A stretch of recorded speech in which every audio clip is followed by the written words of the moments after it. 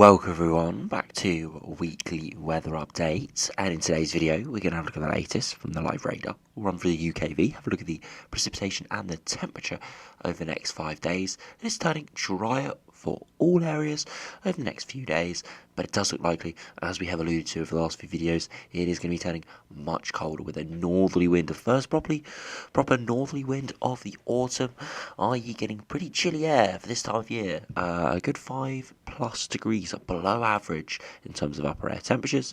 Surface temperatures are really peaking around the mid-teens widely in the day, perhaps mid to even low single digits overnight, especially in rural areas. We could be seeing ground frost in places. So yeah, it could be really quite cold, especially in early mornings and the late evenings. And the day won't be too bad because it still is middle of September, but there will be a bit of a nip to the air later this working week into the weekend. However, the mid to longer range, looking at the GFS, GM, Eastern AF and the ensembles after that, we'll be able to see that this high pressure system that's giving us this northerly wind is going to hang about and could provide significant blocking through the second half of September. Now, of course, we are in September, early autumn, so there's no chance of this blocking giving us anything majorly cold.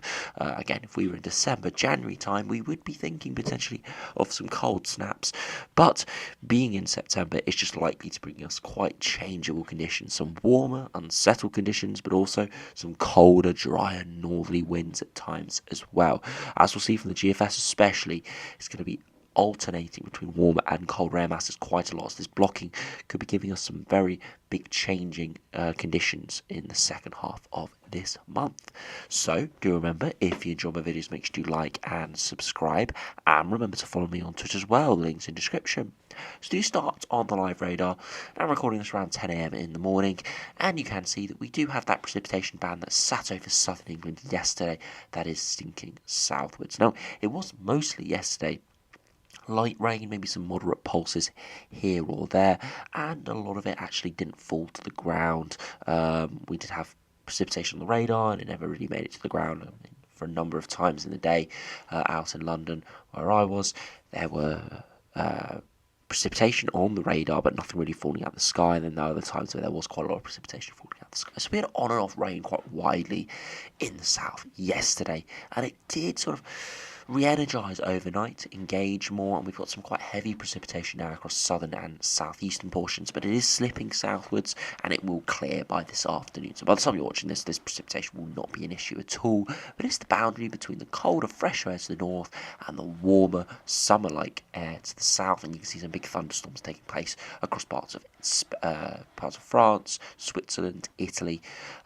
Big thunderstorms here behind this weather front in the warmer, humid air, but we are now starting against that cooler air, and you can see that by if we put on the the surface temperatures, you can see across parts of France and generally Central and Southern Europe, oranges and reds here even at 10 AM. The UK, the south and the east still showing some yellows and still could get towards 20 degrees today, but further northwards see more lighter, fainter yellows and blues mixing in, which is more down towards the low teens, maybe high single digits, and that's going to be rising through the day, but might not peak much above 15 degrees or so in many areas, and that's going to continue over the coming days as we have quite chilly air masses, as I said, coming in. Now you look to our north, the air masses to our north are not that cold for this time of year. Yes, we are starting to see freezing temperatures over northern Canada, Svalbard, the far north of Scandinavia, and Greenland, and a bit of Iceland as well. So the air to our north is not that cold at all, considering what we can get in the winter. So it's not going to be amazingly cold, but it will be chilly compared to the last sort of 3 or 4 months of very warm, nice summer conditions. So if we do go over to the UKV, have a look at what the precipitation and the temperatures doing over the next 5 days. Again, you can see that precipitation moving away to our south, and the UKV has it around lunchtime, dropping away, and actually some sunshine breaking out in the south, which will be nice. Beyond that, through Monday evening, you can see a few showers across northern Scotland pushing in, but generally quite dry, as it is a cold air mass from the north. It is a dryish air mass with the dew points quite low, even getting towards low single digits in some areas, which is cold enough really for snow, but I'm not thinking we're going to see anything at all, maybe the odd flake over the highest points in the Highlands of Scotland. Beyond that, through Thursday, we just continue to have showers on sort of the normal northerly wind prone areas across East Anglia, perhaps across parts of Wales as well. And you can see there we got some thicker cloud there as well, just across northern Scotland, as I said, East Anglia, North East England, and parts of Wales and South West England. A few showers here or there, but nothing too much. And as we head into Friday, still see those showers in those areas, not coming too far inland. Will be dry, a few cumulus clouds inland, but pretty decent at all. Just will be a little bit chilly with this northerly wind. As we head into Saturday, you can see some more cloud approaching from the west, and that is the weather front starting to try and push in milder air. And it is still uncertain exactly how long the chillier air will hold on to. Again, as I said, the cold air is not going to give us anything amazingly cold, but it will give us drier conditions, being a drier air mass than Atlantic air. And you can see through Saturday evening, we start to see thicker cloud pushing in and more precipitation in from the west, and eventually weather fronts are starting to arrive, bringing in milder air masses. You look at that upper air temperatures, 6, 7, 8, 9, 10 degrees at 850 HPA in the west, but earlier towards Friday time, widely around that freezing mark at 850 HPA, if not slightly lower in some points. So yeah, quite chilly indeed. And again, you look at those dew points widely mid-single digits down to even low single digits, or even towards 0 or 1 across Scotland. So it's a very cold, dry air mass for this time of year. Now, if we do look at the max temperatures, you'll be able to see it is chilly. I must emphasise that it is chilly out there. You see this afternoon, 20 degrees possible in the south, but widely further northwards, mid-teens, maybe 15, 16 or 17 degrees. As we head through Wednesday into Thursday, you can see overnight temperatures in the north are quite cold. In the south, 16 to 17 degrees, just hanging on to that muggy air. But by Thursday afternoon, you can see widely struggling to reach 20 degrees, maybe the odd 20 degrees in the London area, but widely mid to low teens in the north, or maybe high teens in the south.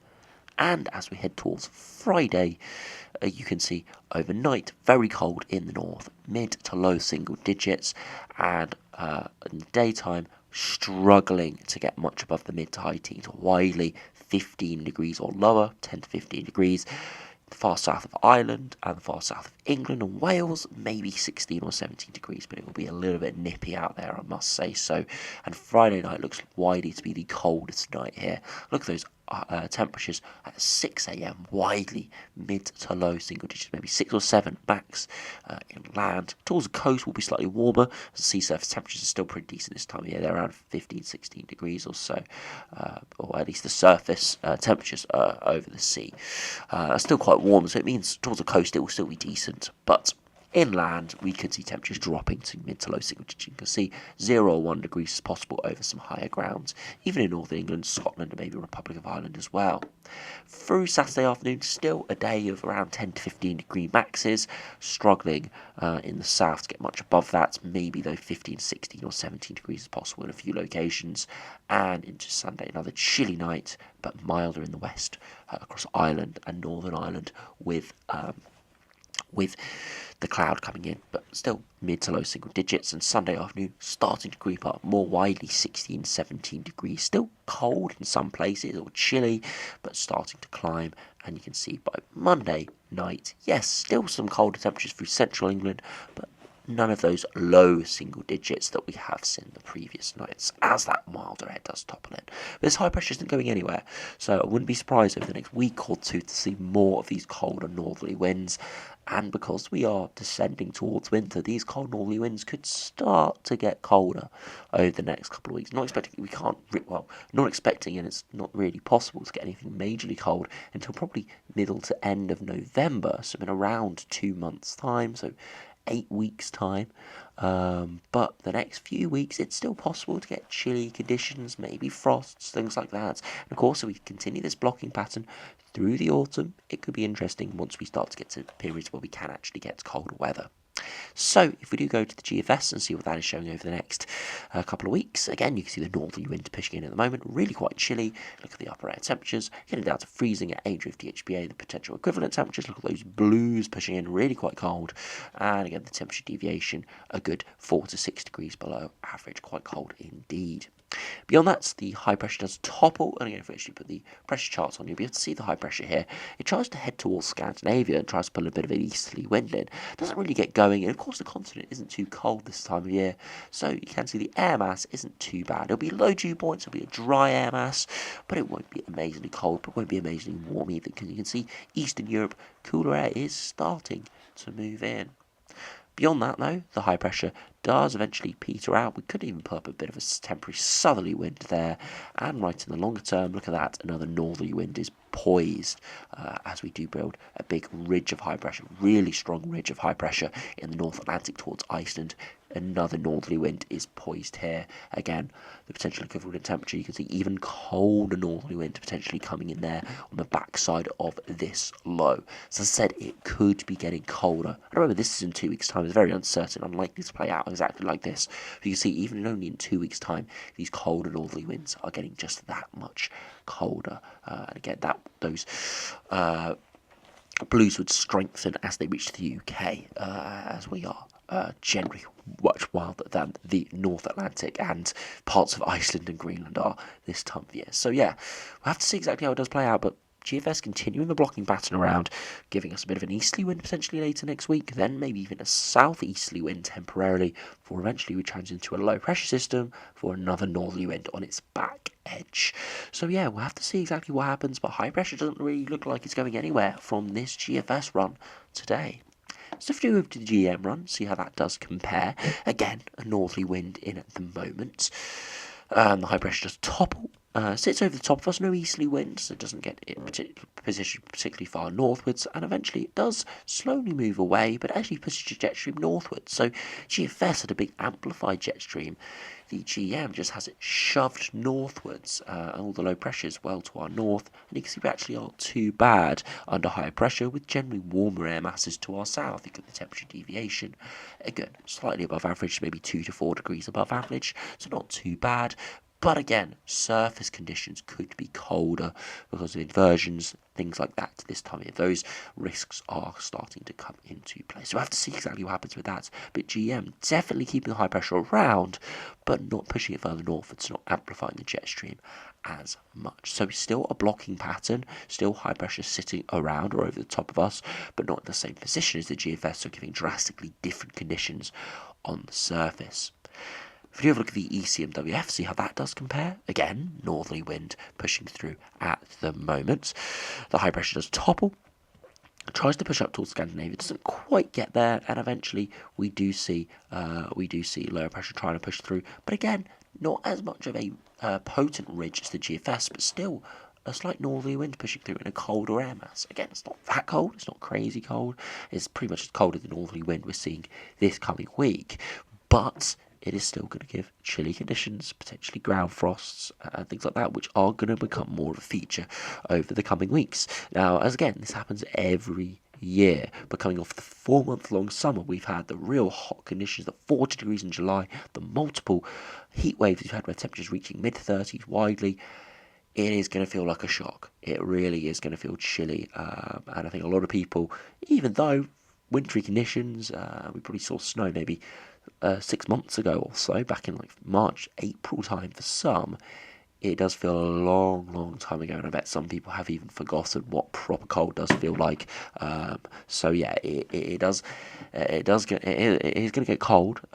It's going to feel chilly, even though on the thermometer it's not going to be anything too exceptional, just because of the summer we have had so far.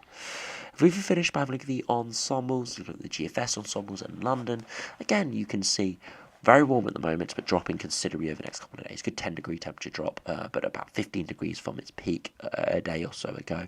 Down to freezing at 850 HP, and it's going to stay below average for quite a period of time. Good 4 or 5 days here, all the way around to the 22nd of September, so around 7 or 8 days, so sort of middle of next week. Could rise to around average and hold around average, but a lot of oscillating up or down. Some go much colder again, some go slightly milder, but no real massive heat wave or Indian summer type patterns.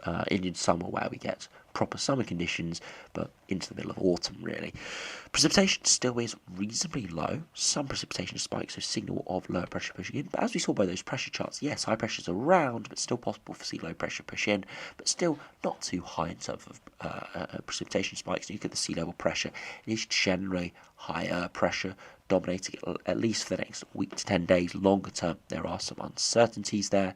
And look at the 2 metre temperature, quite a considerable drop over the next few days, and it should recover back to highs around the high teens, maybe touching on 20 degrees, but it will start to feel more nippy. The sun strength will reduce so that 20 degrees is not going to feel as warm as a 20 degrees in July or even sort of May or June time, really. So yeah, it is going to start to get cold, and those overnight temperatures are starting to get close to that 10 degrees and probably will start to dip more consistently below that as we head through the middle of autumn. So if we finish by just having a look at the ECMWF ensemble, see what that is showing today.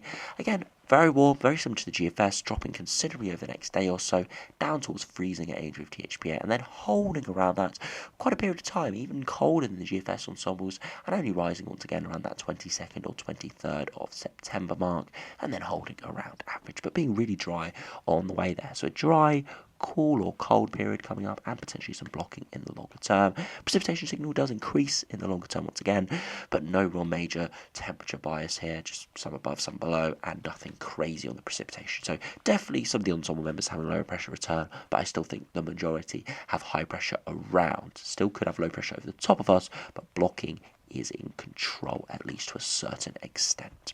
So anyway, thanks for watching, hope you enjoyed, subscribe if you're new, and I'll see you again for another video soon.